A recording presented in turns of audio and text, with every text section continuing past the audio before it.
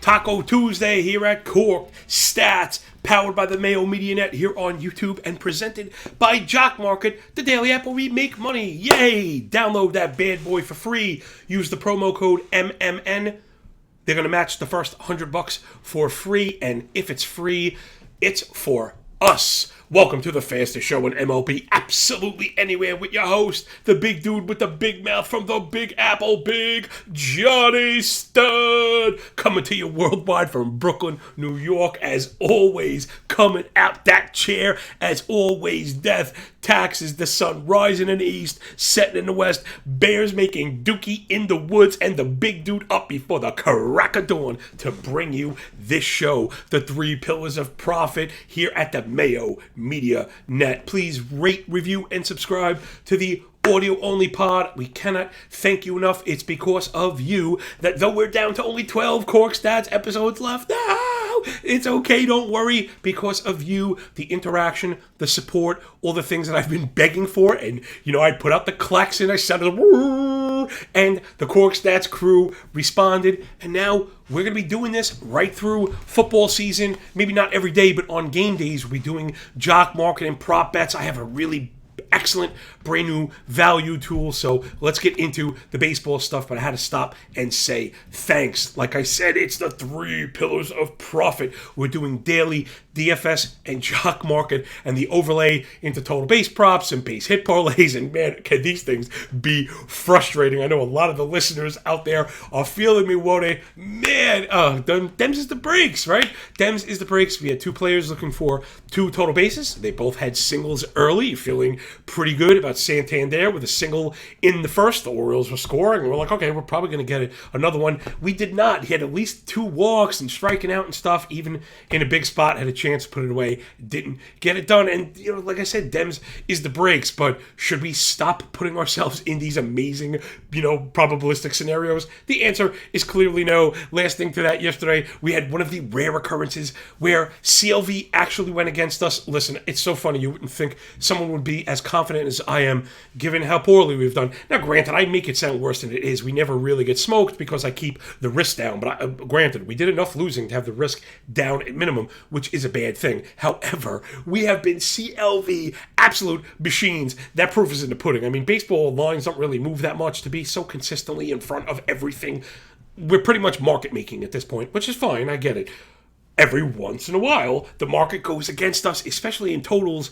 I am shocked when it happens. We didn't go over the Baltimore-Toronto yesterday. I didn't post that because I don't like to have to need 10 runs. That one actually went from 10 to 9.5 to 9. I was in shock. So, of course, are we going to, get with the public? No, we're going to trust our own work, and we got the over before F5. So, again, just about staying within yourself and keeping the risk in check, because unfortunately in this thing of ours there's going to be some losing. Well, let's try and turn that around and get up into the 816 stack attack. We're going to run it back, get in the black. Give me the fighting Phils, just like yesterday, but we got some different Phillies today. Sorry, my note's a little misplaced. Let's do the thing. And the Phillies, they're going up against the TJ Zucumber, or the Zucchini.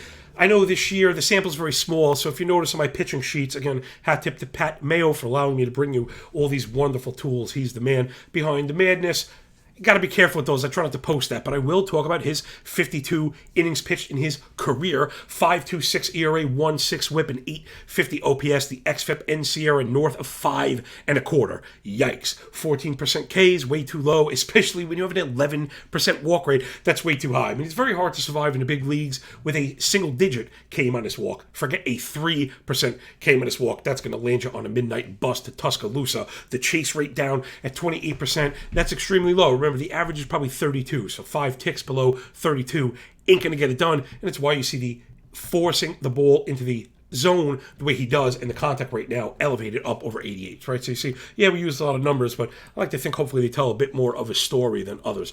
What happens when you go inside the zone? Well, it's been trouble for the vegetable drawer. 44 hard hit, 11 barrel, leading to that 1.7 home runs per 9 on the career. I think it's been even worse this year. He's really struggled versus lefties. 329 batting average, 929 OPS. But I do have righties have 7 of the 10 home runs. I'm sorry, that was the note. I confused myself a little bit, right? We're normally looking for single stacks. Let's just clear it up again. Lefties have the high BA, the high OPS. Righties have a 240 BA, but they do have the power stroke. So that's one of those things. If you isolate the bad pitch, you could look for the low BA side and the home run, right? Again, part of the nuance and the context that we're trying to do here. So if you do isolate a righty against a pitcher like Zook, you want to be looking for total bases or home runs. Idea being, if you get the stick on it, you're looking for damage, not any kind of singles, right? You're not looking for leadoff guys, contact guys. It's just not what we're looking for. So let's dive back into it now that I kind of cleared up the split a little bit. I did notice his barrel per pitch just for the roof. This is hat tip to Alex Chamberlain, inimitable leaderboard. The sinker with a 9% barrel rate, which is pretty bad. The cutter and the slider have a 12% barrel rate, which is really bad. And the curveball has a 25% barrel rate. So this guy's really having trouble with location. Everything's winding up middle, again, because it's not inducing chases. So when you can't work the edges, hitters just lay off, sit middle, because they know it's coming, right? If you can't work the edge, right, meaning when Zook tries to aim corners, he misses to the far side, so he ends up having to challenge middle, and what ends up happening, the ball ends up in the seats. Give me Bryson. Stott last 60 days versus righties. 92% contact rate, 44 hard hit, right? So there's a little bit of stick in there. Last 20 plate appearances against righties. 389, 0, 56, 894, right? That's our / BA ISO OPS. The reason you mention it is with the high BA and the very low ISO, you'll probably be looking for him more as a part of a base hit parlay or part of a jock market stack, part of a DraftKings stack where OPS, on base, and plate appearances really matter so much. Total bases, I wouldn't be looking for it. He did get it yesterday, and guys can run hot, but I like to stay within the numbers because I think that's really where the truth is over the long term as we let these scenarios play out. They give me Derek Hall, last 30 days on the calendar, 57 plate appearances against righties, 50% hard hit, 15 barrel, and 10% blast. Remember, that's the ideal subset of barrels. Anytime you're running a plus 8%, forget double-digit blast rate, that's right where you want to be. Is also translated into some average. Check it out, 302, 320, 974, // gotta love that. That's the thickness, really. That's probably the ideal. Anytime you're above 300, above 25, above 900, Hall clearing them all, 8 extra base hits, 4 home runs in that span. And then Kyle Schwarber, I know he's missed a couple games, but he actually pinch hit a couple days ago, and then I think they said he was available. Not sure if there's any kind of setback. They're just kind of gearing him up, maybe if they need him or not. But keep an eye on Schwarber's if he's in the lineup. That's a guy we want last 60 days as well. 150 plate appearances against righties, 55 hard hit. Remember, that's 95 miles an hour. The reason we use that, there's a direct correlation to slug. Something I've covered before at The Athletic, and I even had Russell Carlton on my show doing on the more off-season kind of standard pod, where I like to challenge more of the brainy stuff, where I'm kind of doing more learning opposed to teaching. So Schwab's last 60 days in that span, 55 hard hit, 27 barrel, and 17 blast, right? The / probably reflecting what you'd expect. 233 BA, which is whack, 353 ISO, 900 OPS, right? So again, when you see the low BA, high ISO, high OPS, Schwarber is a power guy, so he's a total base guy, he's a home run guy, not really a singles prop guy. I know it can be tempting. They'll try and tempt you with the single. Doesn't really work out when you look at the price, and a guy like him, lower the risk, go for the total bases. All right, next stack. I'm going to have to hurry up, of course, taking too long. News flash. I talk way too much. Yeah, news flash. Really, breaking news. Here we go. Give me the Cubbies from the right side of the tracks in the Windy City. Those baby bears going up against Patrick Corbin. I thought I saw that they were demoting him, or he wasn't going to start. I know bettors everywhere were sighing. We were all in despair, but he's back. 7 ERA, 1.8 whip, 9.19 OPS on the year for Corbin, the Sierra, and the deserved ERA north of 6, right? Oftentimes you see a 7 ERA and you think, how could this be that bad? Well, the Sierra and the deserved ERA say, well, it's just a little bit worse. 10% swinging strike, 26% CSW, right? So he doesn't get the called strikes. He's not getting swinging strikes. What is happening? The same thing as always, right? This really ends up being at the bottom of most of these rabbit holes for bad pitchers, which means what? When we were thinking about fantasy for next year, something we'll be covering in a little bit, think about the edges. Pitchers that win on the edges get swinging strikes in the zone. That is the thing that leads to all the goodness. Even if it's just the inverse of, keeping us away from the badness, falling behind in counts, having to challenge very good hitters in the zone, especially if you're not, don't have crazy good stuff. Corbin does not when he goes in the zone. What ends up happening? 45 hard hit, 11 barrel, a nearly 400 expected WOBA, and almost 2 home runs per 9. All the stuff we're looking for. Corbin is very inclusive, right? He's non-discriminative. Lefties and righties have a minimum 328 BA, 916 OPS. But I'm generally looking for righties because of the power stroke. They've hit 18 of the 21 home runs year to date. You're looking at the sinker, 43% use, 586 X-Lug, and fastball, 18% use, 519 X-Lug. So we're looking at that fastball bin, right? Put them together. What do you got? Bibbidi bobbidi boop. We're talking about 60% or more usage fastballs with a plus 550 X-Slug and 10 total home runs. So give me Patrick Wisdom against lefties year-to-date, 118 plate appearances, 257, 267, 884, 6 doubles, and 7 home runs.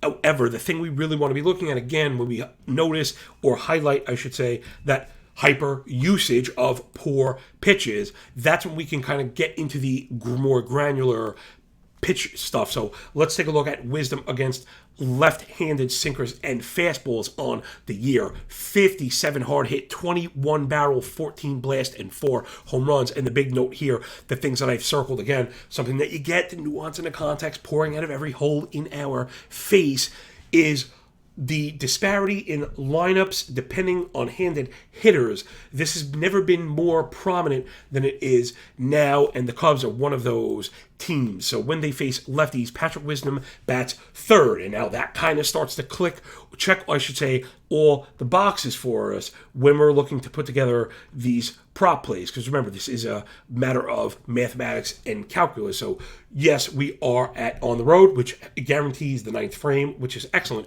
But you always want to be in the top third. Wisdom could bat 6th or 7th against righties. Big difference batting third. Not to say it ensures you an extra plate appearance, but you bet your bottom dollar, it gives you a much better percentage at getting it. And then, of course, that's the only way to score. So give me Patrick Wisdom today across the board. Really think he's in a great spot. Then, of course, Wilson Contreras, Cubs' best hitter, last 106 plate appearances against lefties, 244, 356, 958. So that's another one. Stay away from the base hits. Look at the total bases and the home run plops. And, of course, across the board in DFS play, 15 extra base hits and 8, including 8 home runs. He's also very good against the sinker and fastball bin versus lefties. 50 hard hit, 15 barrel, and 5 shamalama ding-dongs. Then last up, let's wrap it up with Nelson Velasquez. Very good against lefties on the year. 253, 75, 9, 73. People don't really think about him as having stroke, but that's what split players kind of do. 4 home runs against lefties on the year. Also extremely good against sinkers and fastball. I mean, this is how this guy butters his bread. This is why he's a major leaguer. And if you ever ask yourself that about hitters, start to split down. You'll see that's what it is. They are very comfortable playing him against lefties, against guys that throw the sinker and the fastball. 31 barrel, 15 blast, a 480 expected WOBA on the year against that fastball bin from lefties. So give me the baby bears, Wisdom, Contreras, and Velasquez. Man, if that wasn't good enough to earn a like, I don't know what is. Maybe nothing ever will. Please hit the like button. Put your cartoon fingers inside me. We have 12 days left of this show. Like I said, I don't want to make some kind of, big moratorium like we're dying here, though I am really going to miss it. We've really stepped it up. And if you appreciate it, man, get up in the comments. Let everybody know. That's how you get these things picked up. It worked for us once. Let's see if we can do it again. Man, giddy up. Let's go. And then give me the guards from Cleveland going up against Garrett Hill. 4.66 ERA, 1.36 whip, 7.60 OPS. Generally not what we go after. However, we're popping the hood. Not so good. FIP, XFIP, Sierra, and expected ERA north of 5.8. Yikes. 11% K. Yikes. 10% walk. Yikes. 1% K minus walk. That ain't going to play. 6% swing strike. 30 O swing. 92 in-zone contact rate, right? So there's all that bad math through the disciplinary basket, and that's why it comes first. Now we can go after the contact stats. 45 fly ball. 42 hard hit. 10 barrel. 1.5 home runs. That's Garrett Hill. Righties doing the thing against him. 294 BA. 854 OPS. The problem is the fastball. He's forcing in there 30% of the time, which still is a primary pitch. It's not a hyper use, but 7.55 X-Slug. The slider and the curveball not much better, coming in nearly only nearly 600, minimum on each of those pitches, but the fastball, the main culprit. He's also really forcing it in to lefties, 52% use against lefties. So lefties are not really performing well against him. That is a big deal, keeping that in mind. 91 mile an hour fastball, 17-inch vertical drop. That's way too steep. He does have a good amount of arm side run. 10 inches of arm side run is very good, but at 91, that kind of steepness is going to get you in trouble against good fastball hitters. Let's look at the matchups. Give me Oscar Gonzalez. Last 2 weeks, 40 plate appearances against righties, 368, 184, 921. Love the gaudy BA, 4 doubles in that span. Very good against right-handed fastballs. That's how he butters his bread. 82 contact, 67 hard hit. That ain't nothing. 20 barrel, 13 blast, 483 expected WOBA. Gonzalez in an excellent spot today. He's a guy we're really going to like in Jock Market. We always want to be highlighting guys that people don't like. I invented this, or I noticed it. Something that you will notice is, since the public drives demand, a lot of times it is name based, right? It's like a brand name based, and lesser known names in good spots tend to come in much cheaper, nearly $1 cheaper. Then they don't have to be very good in order to return a profit. So give us Oscar Gonzalez today, and then Nolan Jones is why I mentioned. So he is a lefty, but the reason I mentioned it, Naylor went down yesterday, so right off the bat, I think Jones will be playing. He had been a part-time guy. Hopefully, he'll see more at-bats with Naylor down. He is excellent against fastballs. Excellent. I thought this was broken. Check it out. Nolan Jones against right-handed fastballs on the year. 82% hard hit rate. Okay, what would be a very good contact rate is his hard hit rate at 95 miles an hour. 45 barrel, 18 blast. I mean, I thought maybe I did it wrong. I thought it was 18 contact, 45 hard hit, and 18 barrel. No. It's 82. It is just that. 82 hard hit, 45 barrel, 18 blast, in nearly 500 ex-WOBA. So if Jones is in the lineup, again, we're looking for him to do some damage. That's the first pillar of profit. Last thing before we go, man, I absolutely love it. Our work is infectious. Again, thank you for all the support, everybody. Really do appreciate it. And again, to all my handicappers out there, take this work and push it, man. I'm noticing our Stack Attack are the base of many prop plays and parlays and total base props and all those things that kind of trickle out into the Twitter sphere. I'm very proud of that. I don't feel copied. I don't feel imitated. I'm not hating. I'm happy. I don't play or hate. I participate, man. And then sometimes, I insinuate. Anyway, just kidding. But that's like the thing, I appreciate people doing this work. I hate when people, you copied my play. I didn't make this stuff up. We're all kind of looking at the same work. Hopefully I helped the helpers, and then wow, then I'm really kind of making an impact. That's how we do the thing. All right, let's get into the second pillar. It's the fantasy expected stat leaderboard. Last 30 days, minimum 60 plate appearances. We're looking for hitters. That on the left side is blast rate, the right side is ex-WOBA. They do have a bit of overlap, right? I understand contact is what it is. We're not going to really mine for disciplinary stats. We're going to end up with a bunch of boring hitters. Though ex-WOBA is a bit better because it combines on base. So if you kind of make both of these lists, then you're doing something right. I'll just read it down. Again, we do this on Tuesday for hitters, Wednesday for pitchers. Thursday, we're going to put it together and do the waiver ad. This exercise is more for the deep players, deep 12s and 15s, which I guess are inherently deep.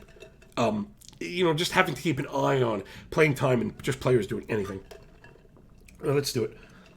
At the top, it's my boy Bobby Dalbec. I'm never going to miss a chance to put up Bobby Dalbec propaganda. Second in the major leagues in blast rate, but he doesn't play at all. So you don't want to start him. You don't want to touch him. I just had to bring that up. Somebody get this guy to San Francisco so we can actually become a split player. The Red Sox don't even play him all the time against lefties. I don't know. Whatever. It is what it is. Luke Voigt, Chas McCormick, Chad Pinder, Joey Bart, all above 9%. McCormick plays against righties. So, that's a heavy split. You can get with McCormick and cycle him in and out of NFBC lineups. Chad Pinder, I believe, will be playing every day with Ramon Laureano down. And Joey Bart, if you're in a single catcher league, should be rostered. We were already been on him. To Derek Hall, who we just mentioned, playing every day, really getting it going, maybe entering top sine wave. Not so worried about the skill as I am the playing time is what I want to get at. Schwarber and Bryce Harper returning. Heimer Candelario, who I really liked. I think he's a good hitter. He was terrible. So if he's good, maybe he's going to give us a good month or two on the way out. To Aledmus Diaz, who should be on all of your teams because he's on all of my teams. Because no one was buying what he was selling, and he's been good for a while. To Lars Nootbaar, who's been very good playing every day for the Cardinals. And Ryan McMahon, somebody who I also like coming into this season. And all these players have plus 5% blast rate, which again ain't nothing. A lot of these guys are ancillary players. I get it. I'm not just going to read you the top of the list. Everyone knows Aaron Judge is really good. You can't acquire him. These hopefully are players you can either trade if you have a late deadline or add or might be on a more shallow list. Then let's do the X-Wub. We'll read it down. Chaz McCormick, Vinny Pascantino, Lars Nootbaar, Donovan Solano, the players at 400 or above. We know Vinny P is hot. Some people have already discarded him. Get with Italian breakfast. Lars Nootbaar again.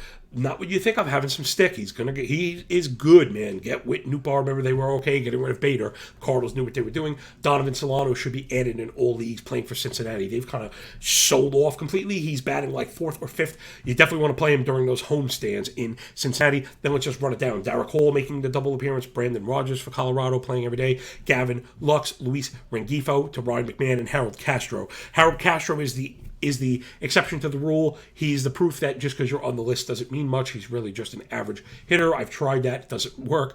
The rest of these guys, Rogers, Lux, Rengifo, and McMahon, already are the guys I like coming in. Maybe we didn't get all of it this season, though there is a bit left to go. These are all guys that should be circled for next year. Okay, they're all young. There's prospect shine. They're showing you the ex-WOBA. The next step could be some power. McMahon, a bit disappointing. He has a bit more of a track record. I thought we'd get more. He didn't take the step up. Luis Rengifo looks legit. He should be on every one of your teams. He's on every one of mine. No joke. I don't just talk it. We live it. And that's why this is my best year of performance as far as NFBC, high stakes, roto play goes. Again, my teams are mostly in the middle of the pack. I'm like a 6, 7, 8 standings player, which was better than where I generally was because I wasn't very good at managing. This is the stuff you need to do. All right, that's the second pillar of profit. You're a fantasy player. Hopefully I earned a like button. Give me a cartoon finger for that one. Let's get into the MLB moving averages. First looks, gosh, the betting board has not been kind to us, but you wouldn't know it from the action of the market and the CLV we are printing. It is every single day. Although I think maybe I'm too hard on myself. We were doing excellent out of the box in the second half. Then we rattled off that string of full game losses, of course, like just errors, extra base hit losses, 2-run leads, 3-run leads. We had three multi-run leads going into the 8th inning in a row and lost. Like, what can you do about that? Which is why you bet F5s, which is why the books pulled F5s, which is why I've struggled until we made the move into these total plays where the model has been excellent. Go figure. The thing that I was ignoring this year has been excellent. Hat tip to the follower out there who put me on to sniffing out these F5 team totals. They have been ridiculous. The top 2 of those every day is cashing every day. I'm playing those. I'm not printing those because I'm in the process of back testing while I play. Again, I'm never looking to burn your money. I'm probably going to start printing those at least as a pair. Sometimes they're juiced up, like for example the Yankees. Anytime the Yankees are 1.5 F5, you almost can play them blind. That almost doesn't matter. It's the Yankees. Whatever. It's ridiculous. But they're maybe not even it. Yesterday we had the Marlins. They got there too. We had Baltimore. They got there too immediately, and we had Kansas City. They got there too in the first inning. So the 3 really strong hits. Again, if you're unfamiliar, thank you, Patrick Mayo. I print on Patreon, but it's not a pay anything. It's free Patreon for you and Metron. That's also at MLB Moving Averages. I print the algo with the scoring. If I get to it, I grade games, but you could do it yourself. I have a key and how to read it, and we have some very sharp followers that are using this stuff. Like, that's what I'm all about right now. Right now, for me, it's more about the tools than it is about the picks. As I'm kind of moving forward in this industry, creating more stuff for more people and getting into the production end of it, trying to make it look pretty, which I hope I've done a pretty good job. All right, let's get into the base hit parlay at the bottom. If I'm giving it to you, it's going to be at plus money. We already did the analysis. It's Derek Hall and Patrick Wisdom. I'm wondering now why I don't have them for total bases. The answer is probably the cost. Wisdom is at minus 105. I don't really love that. And Derek Hall at plus 125. That one is a bit more palatable. So if you are a total base prop guy, I think the answer to these, like we would have got that yesterday, right? Our guys Chapman and Santander got the single. So had you taken that route, you made money, and everyone else lost. And that's really the case. If you want to know what I'm talking about briefly, would be set your R. If, let's say it's 100 or 1,000, go 60% on the base hit parlay. That way, if that one hits, it profits the whole thing, at least 20%, and then you split up the rest however you like. You could parlay the total base props. You could split them up. You could mix in home run props, right? These guys are just model rings across the board, right? And I think that's the best way to do it. All right, then I have two overplays. These were just, the model is just absolutely screaming. Gosh, I have talked so much smack in my career about people that use models and then cite models. So I'm not just going to blindly cite the model, right? That's never been me. But at the same time, let's blindly cite the model. All right, we have Detroit and Cleveland. That one's set at 4.5. I have the F5 total at over 6. Whenever we've had over a run above the line on the model, it has been a smashing success. Like, I wish I was back this the whole year. That's really where we want to be. I've never been a totals better in my career until this season, which has been part of why I can't get on it. So we mentioned Garrett Hill. He's a total gas can. Zach Plesac has been okay, but he's got some ups and downs. Also, last 30 days, the ERA is up near 6. His Sierra on the year is over 5. PCRA on the year is over 5. We know the K rate is really low. He doesn't induce whiff, so he's going to have to force into the rate. He has the double-digit barrel rate on the season, over 400 expected WOBA on contact. The Tigers' offense is not great, but they're a professional offense. And again, we're just looking for 5. Garrett Hill might give up those 5 on his own. Give me Detroit, Cleveland, F5, 4.5, minus 110. Gosh, like I'm saying, I just really hate to kind of do that. We know the Detroit offense, like I said, has not been good. The Cleveland offense, though, has been good. 272 team PA. They don't strike out. Tons of contact, leading the league in contact last 7 days, 108 WRC plus. And they get on, they steal, they stretch bases. That's what you want to do. And again, I think Hill just kind of stinks. Then let's go Colorado against St. Louis. This one too, the line set at 4. I'm just not going to question these things anymore. Kyle Freeland kind of stinks. The Cardinals are excellent against left-handed pitching. Again, I was rubbing my eyes on this one, and I guess sometimes that's what it is. I fully expect this one to move. The Cardinals, I believe, yes, they are. They are the best left-handed hitting team by WOBA in the league. Just right off the bat against a gas can like Kyle Freeland, you got to think they're going to be good for 3, maybe even 4. What's your expectation for Quintana against the Rockies, who also hit lefties very, very well? The Rockies are a top 5 team against lefties on the season. I think this is a misprice. So not only are we going to have this price move, so the Colorado St. Louis F504, mark this one down, is not only going to move from minus 115 to minus 125 by about 1 o'clock in the afternoon, if not a little bit earlier. You're going to see this one go to F50 4.5. You can put it in the books, man. This is what we do. This is what the model does. I'm almost, is anyone out there guaranteeing half-run line moves? Like, is anyone doing that? Is anyone crazy enough to do it? Well, that's how I feel about this one. It's just, this is how it's played out, right? So I'm just joking about the guarantee. But when we've had these strengths in the model this early, it's been almost like a smash-ola. So give me Colorado, St. Louis, F504. We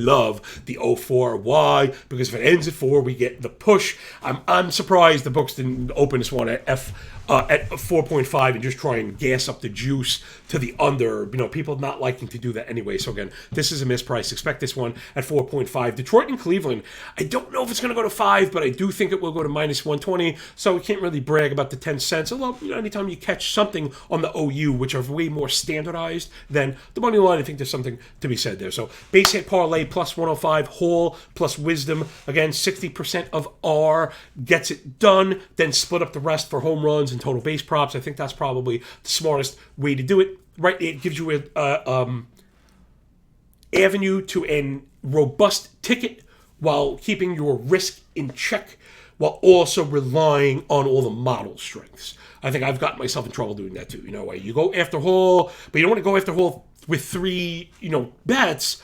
So you end up going after maybe players you don't like as much. Now, I will have other players ring on the hitter model, and again, for the true degens, holler at if you hear me. Get up in the comments, hit me up on Twitter at MLB Moving AVG on the Bird app, yo. And that will do it. It's another Taco Tuesday. 12 days left, people. Please download the Jock Market app. Today is a perfect day to make some money. Gonzalez and Nolan Jones really love those plays. Love the low owned. Guys, that's what it's all about. You know, and that's why we've succeeded in Jock Market. Because, man, too bad. I was in such a smash spot with Santander yesterday. And this quick start, man, just that late home run, I would have killed it yesterday. But, you know, what can you do? So, get up in the Jock Market. Look for Nolan Jones to go a yard. I don't even know if he'll be over 4.25 today.